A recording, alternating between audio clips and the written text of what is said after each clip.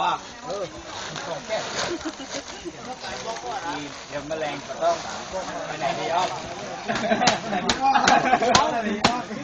ไอ้หมู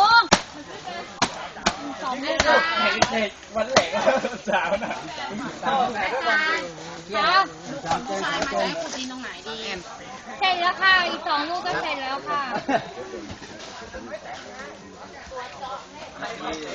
ต้องมีเพิ่มอีกบอลนี่คือบอลเกิดไปเขาเดินไม่รับครับต้องใช้อย่างนั้นต้องหันหน้ามาไอ้แว่นงั้นแกตอบเดี๋ยวแต่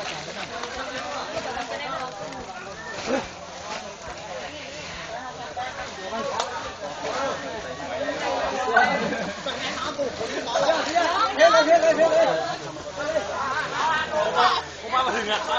มมาถึงอ่ะพูดครับลงไปลงไปโอ้ยนะครับขอบคุณครับหลายในมุมอะไรสูงบ้า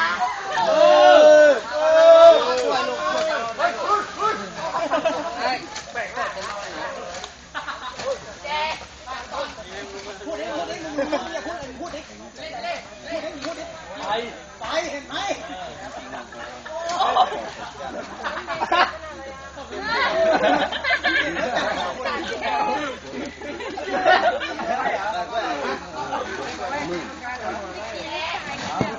ครับ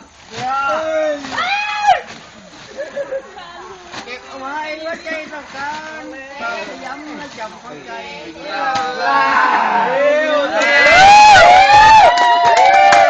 ไอ้กาเคยทำเคยช้อนหัวใจของเธอ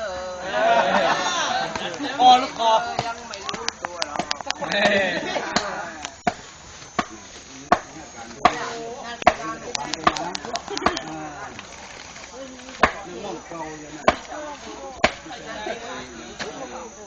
โอ้ยเล่นอย่างของแกนี่เปลี่ยนยัง